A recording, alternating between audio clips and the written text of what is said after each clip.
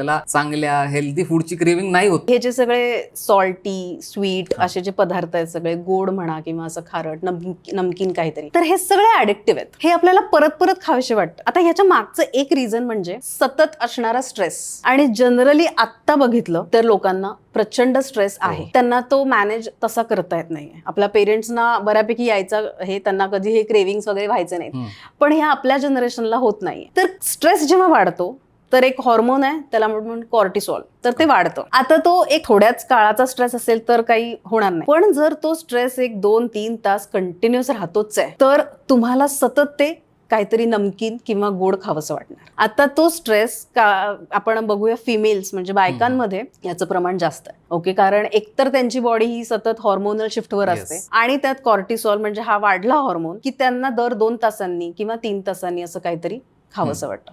So ह्यात आपल्याला काय करायचंय की स्ट्रेस मॅनेजमेंट करणं खूप गरजेचं आहे. ह्या कॉर्टिसॉलला लो ठेवायचं. आणि ते लो ठेवणं कधी होईल, जेव्हा आपण आपलं 1-2 जी काही टायमिंग आहे लंचची डिनरची, तेव्हा आपण प्रॉपरली जेव्हा जेवतोय आणि माइंडफुल जेवतोय. म्हणजे उगाच मोबाईलच बघतोय, टीव्ही बघतोय असं न करता आपण व्यवस्थित फक्त जेवण व्यवस्थित चावून, म्हणजे जे काय हे जुन्या लोकांनी सांगितलं त्यात खरंच तथ्य आहे, तसंच जेवायला पाहिजे.